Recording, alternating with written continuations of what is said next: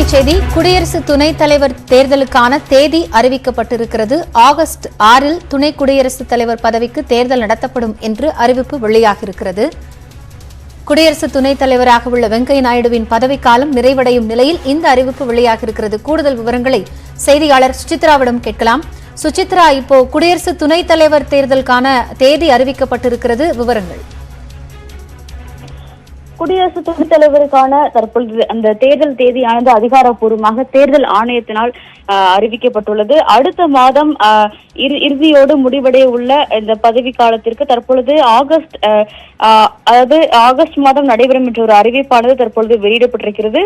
மிக முக்கியமாக இந்த விவகாரத்தை ஏற்கனவே குடியரசுத் தலைவருடைய தேர்தலானது வரும் ஜூலை 18ஆம் தேதி நடைபெறும் என்ற ஒரு அறிவிப்பானது ஏற்கனவே வெளியாகி இருந்த நிலையில் தற்பொழுது அதற்கான அந்த தேர்தல் ஏற்பாடுகள் நடைபெற்று வருவதாகவும் அதற்கு அடுத்தபடியாக குடியரசுத் தலைவருடைய தேர்தலானது முடிவடைந்த உடனேயே இந்த துணை குடியரசுத் தலைவருக்கான அந்த தேர்தலானது நடைபெறும் என்ற ஒரு அறிவிப்பையும் தற்பொழுது தேர்தல் ஆணையமானது வெளியிட்டிருக்கிறது. அதன் அடிப்படையில் ஆகஸ்ட் 6ஆம் தேதி சனிக்கிழமையான காலை 10 மணி முதல் 5 மணி வரை இந்த தேர்தலுக்கான அந்த வாக்கெடுப்புகள் தேவைப்பட்டால் நடைபெறும் எனவும் அதன் பின்னர் அன்றே 5 மணிக்கு பிறகு வாக்கு எண்ணிக்கையும் நடைபெற்று முடிவுகளானது அறிவிக்கப்படும் என்ற ஒரு உத்தரவை தற்போது தேர்தல் ஆணையம் வெளியிட்டிருக்கிறது. ஒன்றுக்கும் மேற்பட்ட வேட்பாளர்கள் இருந்தால் மட்டுமே இந்த தேர்தலானது நடைபெறும் எனவும் அவ்வாறு இல்லாவிட்டால் உடனடியான அந்த முடிவுகளானது வெளியிடப்படும் என்ற ஒரு தகவலையும் தற்பொழுது தேர்தல் ஆணையம் குறிப்பிட்டிருக்கிறது. இதன் அடிப்படையில் வேட்புமனு தாக்கலானது வரும் அடுத்த மாதம் 19ஆம் தேதி தொடங்க உள்ளது என்ற ஒரு அறிவிப்பையும் தற்பொழுது தேர்தல் ஆணையமானது தன்னுடைய அறிவிப்பில் குறிப்பிட்டிருக்கிறது. அது தவிர தேர்தலுக்கான அந்த நடைமுறை என்பது வரும் 5ஆம் தேதி ஜூலை 5ஆம் தேதி தொடங்கி ஆகஸ்ட் 6ஆம் தேதி வரை அமலில் இருக்கும் என்ற ஒரு அறிவிப்பையும் தற்பொழுது தேர்தல் ஆணையமானது அதிகாரப்பூர்வமாக வெளியிட்டிருக்கிறது.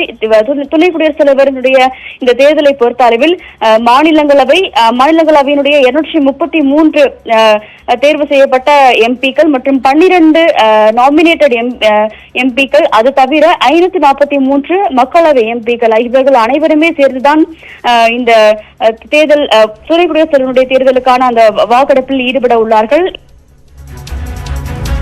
நன்றி சுசித்ரா, விவரங்கள் இணைந்து வழங்கியமைக்காக.